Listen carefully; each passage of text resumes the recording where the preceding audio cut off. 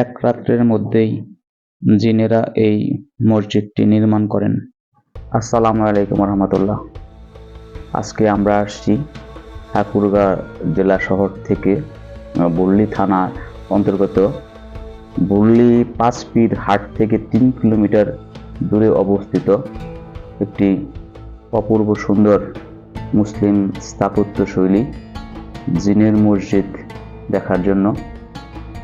স্থানীয় লোকমুখে যেটা আমরা জানতে পারি বা যেটা লোককথায় আছে সেটা হচ্ছে এই মসজিদটি একদিন রাত্রে একদল জিন এই জায়গা অতিক্রম করার সময় জায়গাটিকে তাদের বিশেষ পছন্দ হয় এবং সেই একদল জিন মসজিদটি নির্মাণ কাজ শুরু করেন এবং এক রাত্রের মধ্যে মসজিদটির নির্মাণ কাজের বৃহদংশ শেষ করে এর গম্বুজ এবং এই মিনারগুলোর কাজ অসমাপ্ত রেখেই চলে যান।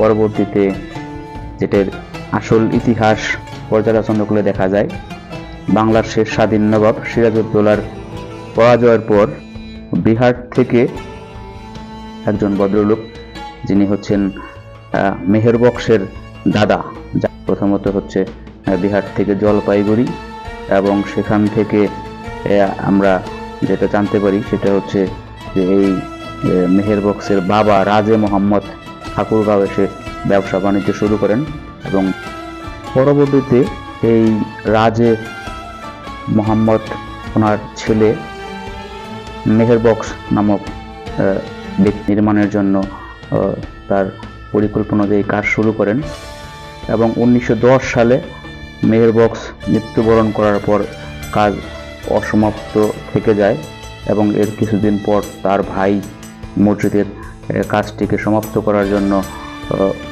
নতুন করে ব্যবস্থাপত্র নেন, কিন্তু সৃষ্টিকর্তার ইচ্ছায় তিনিও ইহলোক ত্যাগ করেন এবং তার মৃত্যুর পর প্রায় 100 বছর এই মসজিদের কাজ অসমাপ্ত রয়ে যায়।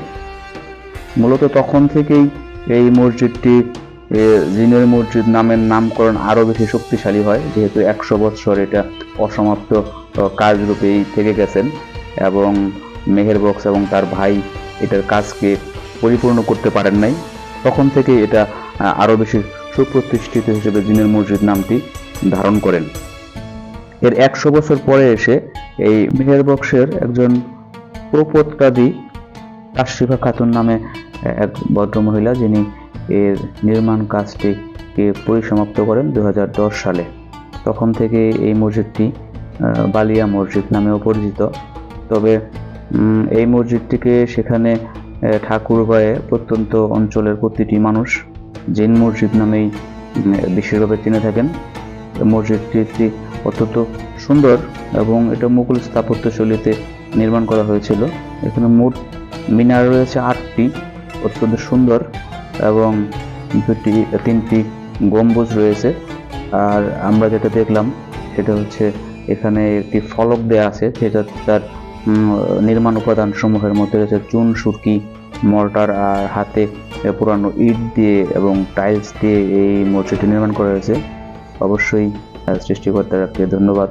আলহামদুলিল্লাহ, আমারও সৌভাগ্য হয়েছে এত সুন্দর একটি মসজিদ দেখার জন্য এবং যিনি বা যাহারা এই নির্মাণ কাজের সাথে জড়িত ছিলেন মহান সৃষ্টিকর্তা রাব্বুল আলামিন তাদেরকে উত্তম প্রতিদান দান করুন, সেই দোয়াটাই করি।